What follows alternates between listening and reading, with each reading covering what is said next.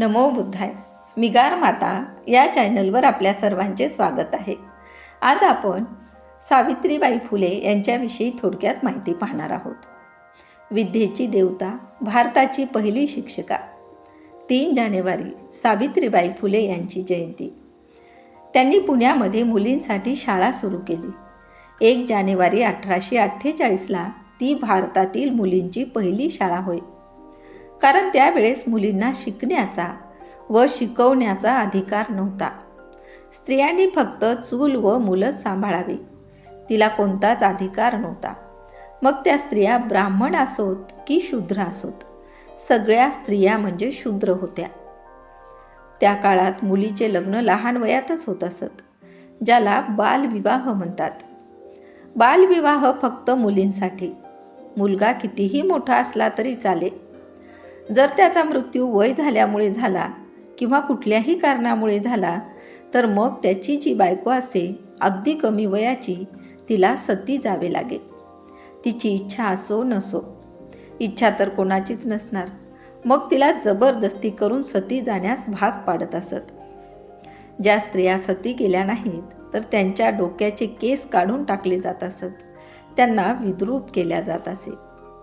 त्यावेळेस महात्मा ज्योतिबा फुले यांनी नाव्ह्यांचा संप घडवून आणला होता. त्यांनी सर्व नाव्ह्यांना एकत्र केले व सांगितले, तुम्ही ह्या महिलांचे केस काढू नका, त्या तुमच्या बहिणी आहेत. महात्मा ज्योतिबा फुले व सावित्रीबाई फुले यांचे कार्य अफाट आहे, ते आपल्याला थोडक्यात सांगता येणार नाही. सावित्रीबाईच्या जीवनातील एक प्रसंग पाहू. सावित्रीबाई लहान होत्या तेव्हा एक ख्रिश्चन बाई बाजारामध्ये मुलांना खाऊ व पुस्तक द्यायच्या. सावित्रीबाईलाही अशीच एक पुस्तक भेटले होते.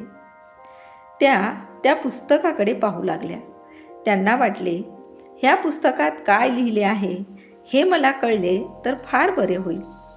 परंतु त्यांना सांगण्यात आले की हे अक्षर जर वाचले तर त्याच्या आळ्या होतात व त्या आपल्या जेवणाच्या ताटात पडतात. म्हणजे अशी भीती लोकांमध्ये घालून दिली जात असे. सावित्रीबाईचे लग्न झाल्यावर त्यांनी ज्योतिबा फुलेंना विचारले की खरंच पुस्तक वाचल्यावर त्या पुस्तकातील शब्दांच्या आळ्या होतात व त्या आपल्या ताटात पडतात? तेव्हा ज्योतिबा फुले म्हणाले, त्यांच्या आळ्या होतात की नाही हे जर तुला पाहायचे असेल तर तुला आधी वाचायला व लिहायला शिकले पाहिजे. ज्योतिबा फुलेंना कळले की ही भोळी भाबडी लोक आहेत. त्यांच्यावर जे काही लादल्या जाते ते त्यांच्यातील अज्ञानामुळे. जेव्हा हे लोक शिकतील तेव्हा त्यांना कळेल की हे असे काही नसते. काही लोक स्वतःच्या स्वार्थासाठी असा खोटा प्रचार करतात व अज्ञानी लोक त्याला खरे मानतात. ज्योतिबा फुले म्हणतात, विद्येविना मती गेली, मती विना नीती गेली, नीती विना गती गेली, गती विना वित्त गेले, वित्ताविना शूद्र खचले, इतके अनर्थ एका अविद्येने केले. आणि ज्योतिबा फुलेंनी सावित्रीबाईंना घरी वाचायला लिहायला शिकवले व नंतर मुलींसाठी शाळा सुरू केली. त्यात सुरुवातीला 6 मुलींपासून सुरुवात झाली. त्या काळी मुलींना शिकवणे म्हणजे खूप अवघड होते. त्यांच्यावर खूप संकटे ओढवली, पण हे दोघे पती पत्नी मागे हटले नाहीत आणि त्यांनी आपले कार्य चालूच ठेवले. मुलींना शिकवण्याचे काम तर चालूच ठेवले. त्याचबरोबर ज्या विधवा मुली सती गेल्या नाहीत त्यांना तेथील काही नीच वृत्तीचे लोक आपल्या वासनेचा शिकार बनवित असत. त्यात त्यांना दिवस जात असत. त्या गर्भवती होत आणि मग त्यांना आत्महत्या करावी लागे किंवा पोटातील बाळाला तरी संपावे लागे.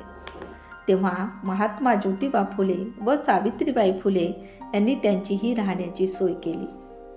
त्या मुलींच्या बाळंतपणाची आपल्या घरी व्यवस्था केली, त्यांना आधार दिला.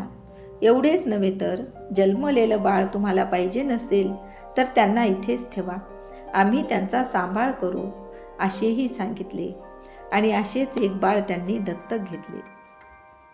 आज स्त्रियांना जे हक्क आहेत, त्यांना शिक्षण घेता येत आहे, हे सगळे ह्या दोघांच्या कष्टाचे फळ आहे.